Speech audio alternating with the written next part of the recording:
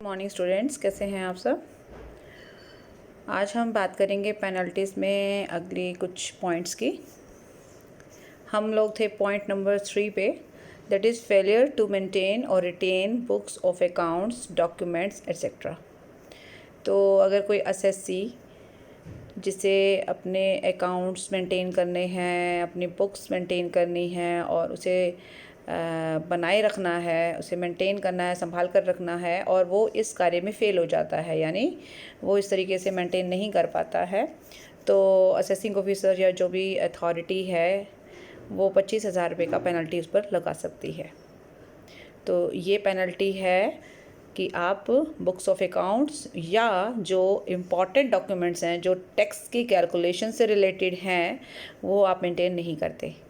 Point number 4 पे आते हैं, penalty where search has been initiated on और आफ्टर 1/6/2007।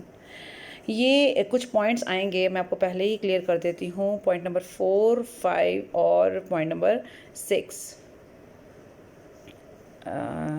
ना पॉइंट नंबर 4, 5 दो ही पॉइंट हैं जो सर्च एंड सीजर सर्च से कनेक्टेड है।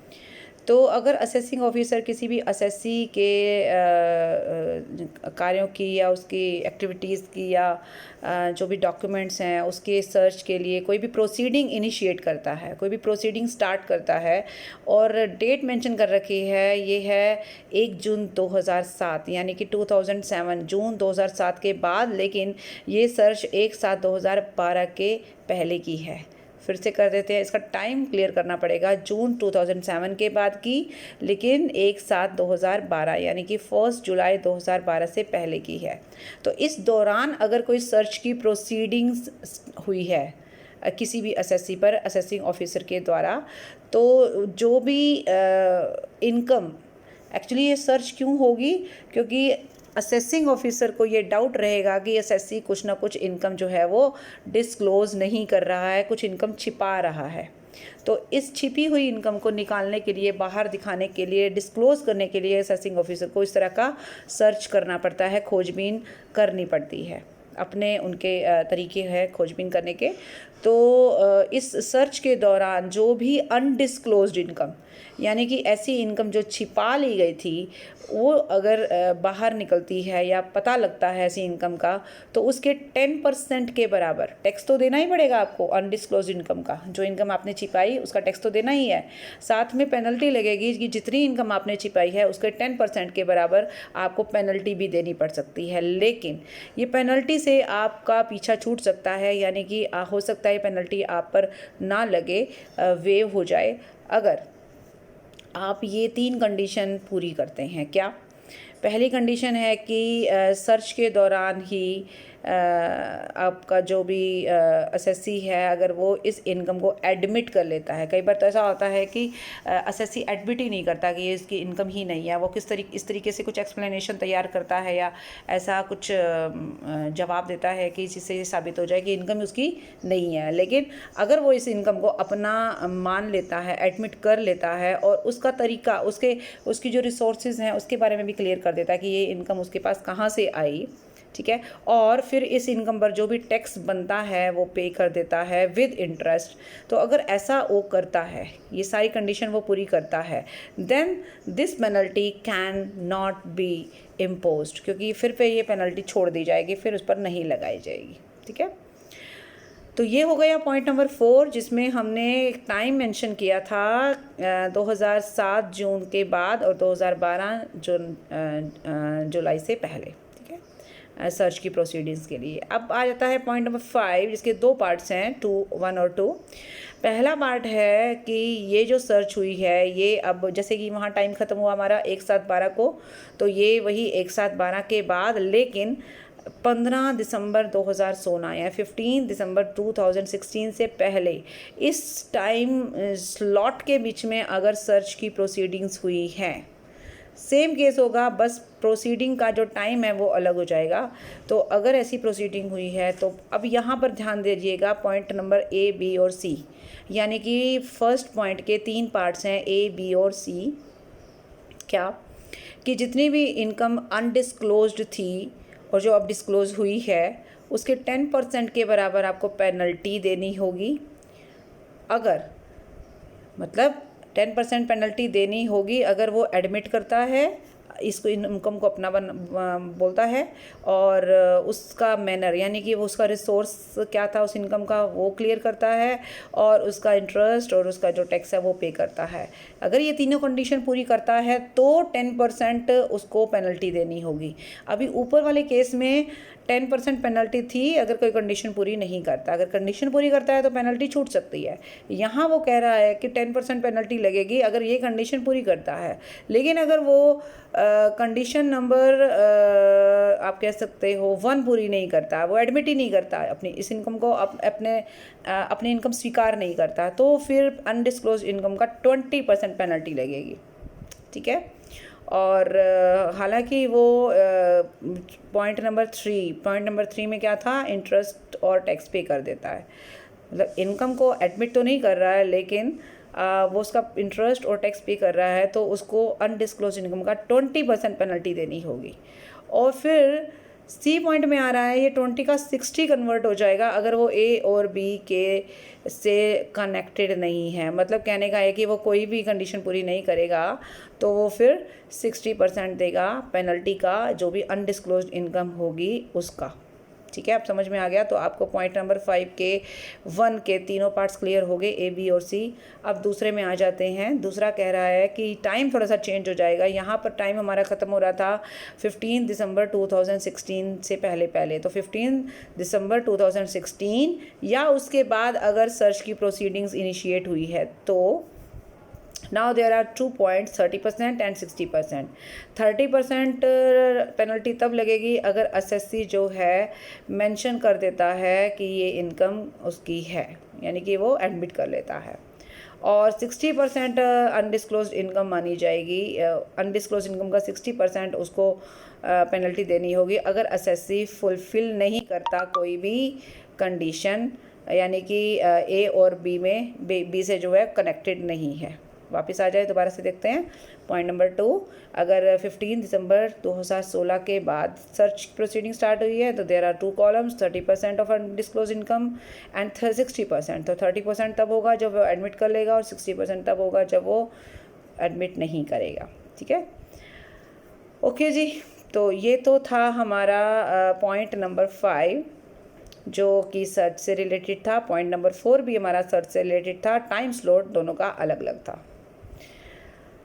पॉइंट नंबर 6 में आ जाएंगे, that is penalty in respect of certain incomes. कुछ इनकम ऐसी हैं जिनके केस में पेनल्टी का प्रोविज़न रहेगा। अब ये इनकम कौन सी है, हाईलाइट किया गया है डीम्ड इनकम। डीम्ड इनकम मतलब ऐसी इनकम जो आपकी मान ली गई है, जैसे माइनर की इनकम पेरेंट्स में से किसी एक की इनकम में ऐड की जाती है, दैट इज़ डीम्ड इनकम। या अगर आप कोई भी एसेट, कोई भी प्रॉपर्टी अपनी डॉटर इन लॉ को विदाउट कंसिडरेशन ट्रांसफ़र करते हैं, यानी कि एक पर्सन अगर विदाउट कंसिडरेशन अपनी डॉटर इन लॉ या अपने स्पाउस को कोई प्रॉपर्टी ट्रांसफ़र करता है विदाउट ट्रांसफरिंग द इनकम, तो इट मीन्स कि वो इनकम एक्चुअली उसकी खुद की ही है, तो उसकी खुद की इनकम में वो ऐड हो जाएगी। ये आप पहले डिस्कस कर चुके हैं, डीम्ड इनकम का हम टॉपिक पहले हम देख चुके हैं।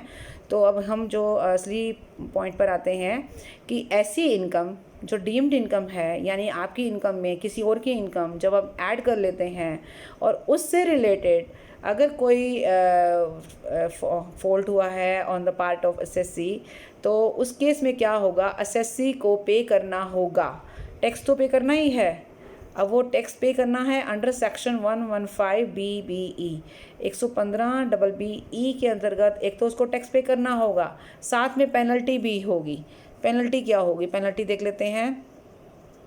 10% होगी पेनल्टी ऑफ टैक्स पेबल। जो टैक्स आपने इस सेक्शन के अंतर्गत डीम्ड इनकम पर पे किया, मान लीजिए आपने 50,000 टैक्स पे किया, तो 50,000 का 10% आपको 5,000 रुपये पेनल्टी के तौर पे देने पड़ेंगे। और एक सेक्शन था 271 AB, अभी हमने थोड़ी देर पहले इस सेक्शन को डिस्कस किया था, मैं आपको दिखा देती हूँ। 271 AB जो कि सर्च से ही रिलेटेड था, जिसमें 12 और 16 के बीच में सर्च हुई है। ठीक है, तो ये कह रहा है कि जो पेनल्टी है इसके अंतर्गत भी आपके ऊपर पेनल्टी लगेगी। मतलब आपको एक तो 10% ऑफ टैक्स पेबल जो कि डीम्ड इनकम पर आप अंडर सेक्शन 115BBE के हिसाब से टैक्स लगाओगे, उस टैक्स का 10% पेनल्टी प्लस इस सेक्शन के अंतर्गत भी पेनल्टी आप पर लगाई जाएगी, क्योंकि अनडिस्क्लोज इनकम है इसलिए। ठीक है। However, the penalty shall not be imposed। अब पेनल्टी हट सकती है अगर असेसी ने इस इनकम को अपनी रिटर्न में शामिल कर लिया है। If assessee has included this income in the return of income, जो उसने अंडर सेक्शन 139 जो भी सबमिट करते हैं उसमें, और उसके ऊपर टैक्स भी पे कर दिया है, देन ये पेनल्टी उस पर हट जाएगी। ठीक है। Penalty shall not be impose under section 270A। जब आप डीम्ड इनकम की पेनल्टी का डिस्कशन करेंगे तो अंडर सेक्शन 270A था अंडर रिपोर्टिंग ऑफ इनकम। जब आप अपनी इनकम को कम रिपोर्ट करते हैं तो वो सेक्शन है हमारा सेक्शन 270A, जो कि हमने लास्ट वीडियो में डिस्कस किया था। That is very important section. तो बात वही आ जाती है, यहाँ पे भी आप इनकम छुपाने की कोशिश कर रहे हैं और वहाँ पे आपने इनकम छिपाई है या कम दिखाई है, तो अगर आपका इस सेक्शन के अंतर्गत पेनल्टी लग रहा है तो फिर आपको उस सेक्शन यानी 270A के अंदर पेनल्टी नहीं देनी होगी। नेक्स्ट पॉइंट पे आ रहे हैं penalty for false entry in the books of accounts. ये वाला सेक्शन नया है जो इस साल यानी कि असेसमेंट ईयर 2021 में इंसर्ट किया गया है। That is 271AAD। क्या कहता है ये कह रहा है कि अगर आप अपनी बुक्स में कोई फॉल्स एंट्री करते हैं, तो फॉल्स एंट्री क्यों की जाती है? ताकि हम टैक्स की चोरी कर सकें, टैक्स बचा सकें, टैक्स छिपा सकें, अपनी इनकम को छिपा सकें, इसके लिए फॉल्स एंट्री की जाती है। तो अगर आपने अपनी बुक्स में कोई फॉल्स एंट्री की है या आप अपनी एंट्री करना भूल गए हैं तो ऑब्वियसली उसका मकसद कहीं ना कहीं इवेज़न होगा टैक्स का। तो असेसिंग ऑफिसर को अगर ऐसा विश्वास है कि आपने ऐसा टैक्स चोरी करने के उद्देश्य से किया हुआ है, तो आपने जितना पैसा छिपाया है उस पैसे के बराबर आपको पेनल्टी देनी होगी। An amount of such false और ओमिटेड एंट्री। जो अमाउंट आपने बचाया, जिस अमाउंट के मान लीजिए आपने 5,000 की फॉल्स एंट्री की है जिससे आपकी इनकम 5,000 कम शो हुई, तो आपके ऊपर 5,000 का ही फाइन लग जाएगा। ठीक है। लेकिन इसके अलावा एक और सेक्शन भी है, सेक्शन नहीं है इसका, एक्चुअली एक पार्ट ही है, 271AAD जो मेन सेक्शन है। उसका फर्स्ट पॉइंट आपको बता दिया। सेकंड पॉइंट कहता है कि अगर एक पर्सन किसी दूसरे पर्सन को एनकरेज करता है और उसकी हेल्प करता है फॉल्स एंट्री के लिए, और इस पूरे प्रोसीजर में अगर उसने टैक्स बचा लिया है, जिस पर्सन की आपने हेल्प करी उसने टैक्स बचाया, तो जितना टैक्स बचाया उसके बराबर इस पर्सन को जिसने हेल्प की है उसको भी पेनल्टी देनी होगी। तो sum equal to the aggregate amount of such false और ओमिटेड एंट्री। तो ये पर्सन भी उतना पैसा पेनल्टी के तौर पर देगा। ठीक है। पॉइंट नंबर 7 में आ जाते हैं, failure to get accounts audited. तो ये आपके अकाउंट्स की ऑडिटिंग से रिलेटेड है। तो ऑडिट हम क्यों करवाते हैं? ताकि हम अपने अकाउंट्स को एक तरह से कंफर्म कर सकें कि अकाउंट्स बिल्कुल ठीक ठाक बने हुए हैं और इसमें कोई भी लूप होल नहीं है। तो कुछ असेसीज ऐसे हैं जिनको अपने अकाउंट्स ऑडिट कराने कंपलसरी है, जैसे कंपनी के केस में। तो अगर असेसी इस प्रोसीजर में फेलियर दिखाता है, यानी कि ऑडिट नहीं करवाता या ऑडिट रिपोर्ट अपनी रिटर्न के साथ ऐड नहीं करता, ठीक है, जब भी हम ऑडिट कराते हैं, अगर हमारे लिए ऑडिट कराना कंपलसरी है तो हमें उस ऑडिट की एक कॉपी अपनी रिटर्न के साथ जो है अटैच करनी होती है। अगर हम ऐसा नहीं करते, यानी रिटर्न में हमें शो करनी होती है और हम ऐसा नहीं करते, तो इसका मतलब हम ने या तो ऑडिट कराया नहीं है या हम इसमें गड़बड़ी कर रहे हैं। तो उस केस में 1.5% ऑफ द टोटल सेल, अगर हम बिजनेसमैन हैं तो हम हमारी सेल या हमारी टर्नओवर, या अगर हम प्रोफेशन में हैं तो हमारी जो टोटल रिसीप्ट्स होंगी, ठीक है, उसके 1.5% के बराबर हमें पेनल्टी देनी होगी इन द रेलेवेंट, जो भी हमारा प्रीवियस ईयर में जो हमारी ग्रॉस रिसीप्ट्स रही होंगी, जैसे मान लीजिए 1 लाख है या 2 लाख है, जितने ही हैं, या 1,50,000 विच एवर इज़ लेस। तो हम अपनी ग्रॉस रिसीप्ट्स अगर हमारी मान लीजिए 50,000 है, तो 1,50,000 की इन्होंने लिमिट दे रखी है कि आपकी ग्रॉस रिसीप्ट्स या आपकी सेल या आपके जो भी टर्नओवर है अगर वो 1.5 लाख या उससे कम है और अगर आप अपने अकाउंट्स को ऑडिट नहीं करवाते हैं, इन दैट केस तो आपको क्या पेनल्टी लगेगी, जो भी आपकी सेल होगी उसका 1/2% के बराबर आपको पेनल्टी देनी पड़ेगी। Next point is failure to deduct tax at source. तो अगर कोई भी पर्सन जो टीडीएस काटने के लिए उत्तरदायी है, अगर वो टीडीएस नहीं काटता या फिर जैसे जो भी प्रॉफिट्स या डिविडेंड डिस्ट्रीब्यूट किए जाते हैं उसका टैक्स जमा नहीं कराता, टैक्स या फिर जो लॉटरी वगैरह का विनिंग है उसका टैक्स नहीं काटता और आगे डिपॉजिट कराता, इसका मतलब वो फेल हो गया है टीडीएस के लिए या टीडीएस काटने में या टीडीएस पे करने में। तो उसको जो है पेनल्टी देनी होगी sum equal to the amount of the tax, जो टैक्स उसने नहीं काटा या जो टैक्स उसने डिपॉजिट नहीं कराया। टीडीएस काटने के बाद हमें गवर्नमेंट ट्रेजरी में वो टीडीएस यानी कि टैक्स जो हमने काटा है वो हमें जमा कराना होता है और अगर हम ऐसा नहीं कर पाते तो हमें उतने अमाउंट के बराबर पेनल्टी देनी होगी। Penalty for failure to collect tax at source. इसी तरह से अगर हम टैक्स कलेक्ट करने में फ़ेल हो गए हैं तो भी हमें जितना पैसा हम नहीं कलेक्ट कर पाए जो हमारी रिस्पॉन्सिबिलिटी थी तो हमें उतने ही अमाउंट के बराबर पेनल्टी देनी होगी।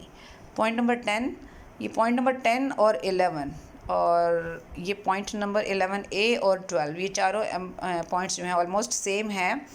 ये चारों पॉइंट्स कनेक्टेड हैं, या तो आप कोई पेमेंट ले रहे हो या आप कोई पेमेंट दे रहे हो, या आप लोन ले रहे हो या लोन दे रहे हो, या आप डिपॉजिट ले रहे हो या आप डिपॉजिट दे रहे हो, ये उससे रिलेटेड है। और हमें जो भी पैसा लेना या देना है उसकी एक लिमिट होती है कि हम एक लिमिट के बाद कैश में ट्रांजैक्शन नहीं कर सकते। तो कैश के ट्रांजैक्शन को अवॉइड करने के लिए इस तरह की पेनल्टी का प्रावधान है। तो हम पहले पॉइंट नंबर 10 पे आते हैं, फेलियर टू टेक और एक्सेप्ट लोन और डिपॉजिट बाय चेक और ड्राफ्ट।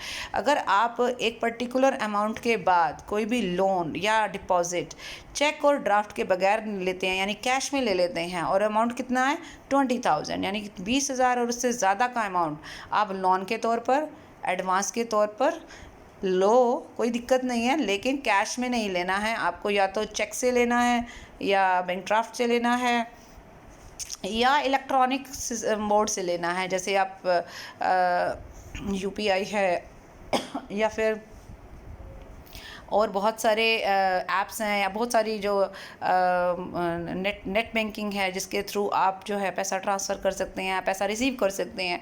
अगर आपने ऐसा नहीं किया और आपने कैश में ट्रांजैक्शन किया है तो जितना पैसा आपने लिया है उतना पैसा आपको पेनल्टी के तौर पे देना होगा। ठीक है, पॉइंट नंबर 11 में आ जाओ। पेनल्टी है अगर आपने रिसीव किया है, सॉरी यहाँ पेमेंट नहीं है, यहाँ रिसीव है, यहाँ पे नीचे लिखा हुआ है ना 9% शैल रिसीव। तो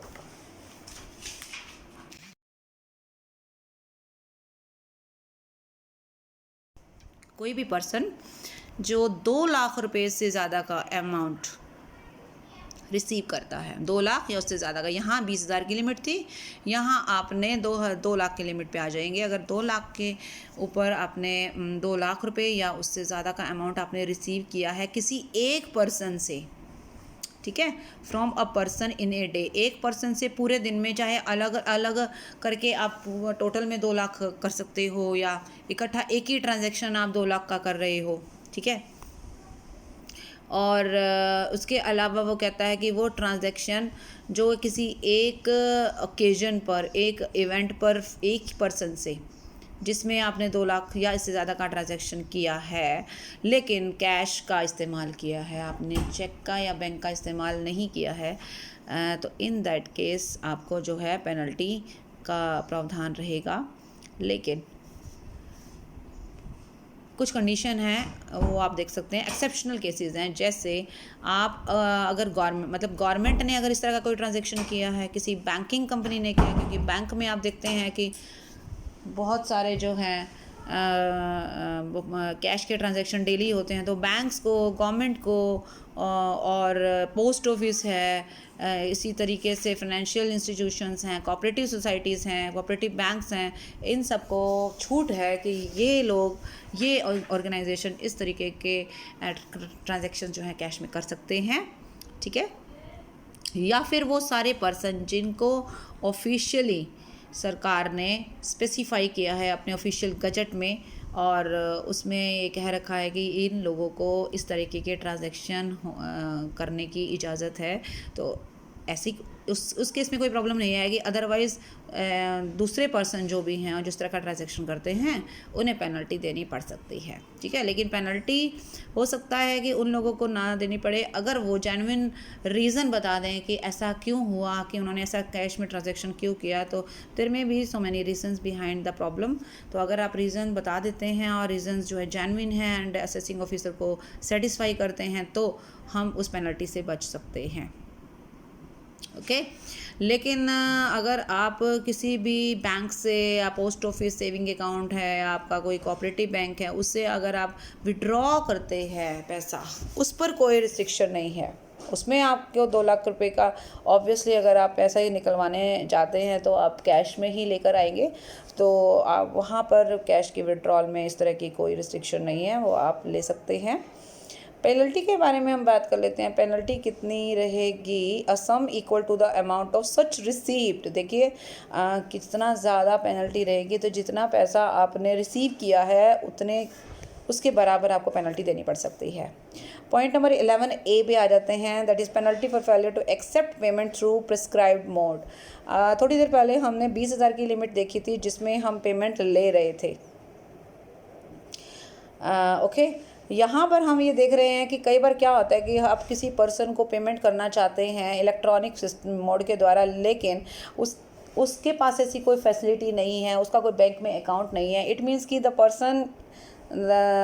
पर्सन इज़ रिस्पॉन्सिबल कि हम उसको जो है कैश में ही ट्रांजैक्शन कर पा रहे हैं, क्योंकि उसने ऐसी कोई हमें हेल्प नहीं की है, यानी कि वो हमें ऐसी कोई फैसिलिटी प्रोवाइड नहीं कर रहा है, इज़ नॉट प्रोवाइडिंग फैसिलिटी, ठीक है ना। हम उसे किस तरीके से पेमेंट करें, तो इस वजह से हमें कैश में ट्रांजैक्शन करना पड़ता है। तो ऐसा पर्सन जो फेल हो जाता है to provide such facility, he will be responsible for a penalty, for the payment of a penalty of a sum of 5,000 rupees. उसे 5,000 रुपये तक की पेनल्टी देनी पड़ सकती है अगर वो इस तरीके की कोई फैसिलिटी प्रोवाइड नहीं करता है। लेकिन अगर वो ये बता दे कि there is some kind of sufficient reason behind the problem, तब उस पेनल्टी से उसे छुटकारा मिल सकता है। और ये पेनल्टी जॉइंट कमिश्नर के द्वारा ही इम्पोज की जाएगी। यहाँ ऊपर भी आप देख सकते हो जिस पेनल्टी की अभी हम बात कर रहे थे, यहाँ भी पॉइंट नंबर 11 में भी पेनल्टी जॉइंट कमिश्नर के द्वारा ही लगाई जाएगी। पॉइंट नंबर 12 पे आते हैं, फेलियर टू रीपे लोन और डिपॉजिट बाय चेक और ड्राफ्ट। तो वहाँ पे हमने 20,000 का पेमेंट लिया था, यहाँ हम दे रहे हैं, चाहे लोन के तौर पे दे रहे हैं, डिपॉजिट के तौर पे दे रहे हैं। तो कोई भी पैसा अगर आप 20,000 रुपये इससे ज़्यादा का किसी को पे करते हैं और आपको कैश नहीं करना है पे, आपको बैंक चेक से करना है या बैंक ड्राफ्ट से करना है या इलेक्ट्रॉनिक मोड से करना है, अदरवाइज़ उतने अमाउंट की पेनल्टी आपको देनी पड़ेगी। पॉइंट नंबर 13 में आते हैं, penalty for failure to furnish statement of financial transaction और रिपोर्टेबल अकाउंट्स। यानी कि ऐसा पर्सन जिसको कुछ पर्टिकुलर अकाउंट्स मेंटेन करने हैं, अगर वो उनकी इंफॉर्मेशन कोई भी स्टेटमेंट हम उनसे मांगते हैं वो नहीं दे पाते, कोई भी स्टेटमेंट जो पर्टिकुलर फाइनेंशियल ट्रांजैक्शन से रिलेटेड है वो नहीं दे पाते, तो उनको 500 रुपये पर डे की, ये पहला पॉइंट ऐसा आया जिसमें 500 रुपीज़ पर डे की पेनल्टी है। यानी अगर ये गलती आप जब तक आप अकाउंट्स आप दिखा नहीं देते, आप स्टेटमेंट दिखाते नहीं हैं, आप शो नहीं करते हैं, आप प्रोवाइड नहीं करते हैं, तो आपको 500 रुपये पर डे की पेनल्टी देनी पड़ेगी। और इसके अलावा अगर उसको नोटिस मिलता है, अगर उसको आप नोटिस दे रहे हैं, असेसिंग ऑफिसर के द्वारा उसको नोटिस मिला और उसके बाद भी वो गलती को दोहरा रहा है, देन उसको 1,000 रुपये पर डे की पेनल्टी स्टार्ट हो जाएगी। 14 पॉइंट में आएंगे, penalty for furnishing inaccurate statement of financial transaction. आपने फाइनेंशियल स्टेटमेंट्स दिया, आपने ट्रांजैक्शन की स्टेटमेंट दी, लेकिन आपने उस इंफॉर्मेशन में कुछ ना कुछ गड़बड़ कर दी, यानी आपने फॉल्स स्टेटमेंट दी। इन दैट केस इस सेक्शन के अंतर्गत आपको 50,000 रुपये की पेनल्टी लग सकती है। आपने इस सेक्शन के अंतर्गत उनको इन्फॉर्मेशन देनी है और अगर आपने इन्फॉर्मेशन नहीं प्रोवाइड की तो आप ऊपर देख सकते हैं 500 रुपये पर डे की पेनल्टी है, लेकिन अगर आपने इनएक्यूरेट इन्फॉर्मेशन दी तो आपको 50,000 रुपये की पेनल्टी है। ठीक है। पॉइंट नंबर 15 पे आएंगे, penalty for failure to furnish statement of TDS और TCS। जो पर्सन TDS या TCS कलेक्ट करना या काटने का ज़िम्मेदार होता है तो उसे एक स्टेटमेंट भी प्रोवाइड करनी होती है असेसिंग ऑफिसर को, जिसमें सारी क्लैरिटी होगी कि कितना TDS उसने काटा है और कब कब जमा कराया है। ऐसा अगर वो नहीं करता है तो उसको मिनिमम पेनल्टी 10,000 रुपये की है और मैक्सिमम पेनल्टी 1,00,000 रुपये की है। राइट, अगर वो TCS या TDS से रिलेटेड स्टेटमेंट्स को सबमिट नहीं कराता है, बताता नहीं है। ठीक है। हालांकि यहाँ पे ये भी लिखा हुआ है कि अगर उसने ये स्टेटमेंट डिलीवर कर दिया है उस ईयर में, किस ईयर में, जिस ईयर में जिस टाइम पे उसको जमा कराना था उस टाइम के 1 साल के अंदर अंदर अगर उसने स्टेटमेंट दे दिया है हमें यानी असेसिंग ऑफिसर को, then there will be no penalty. ठीक है, आप इसको ध्यान से देख सकते हैं। तो इस वीडियो में हमने देखे कुछ ऐसे पॉइंट्स जिसमें हम पेनल्टीज़ का ही जिक्र कर रहे थे और पेनल्टी का जो सेक्शन अलग अलग हैं, पेनल्टी के प्रोविज़न अलग अलग हैं और अमाउंट अलग अलग है। कहीं पेनल्टी फिक्स है, कहीं अमाउंट के इक्वल है, कहीं आपका कुछ परसेंटेज के तौर पे है। तो आप इसको थोड़ा सा ध्यान से समझिए। Thank you so much, bye bye and take care.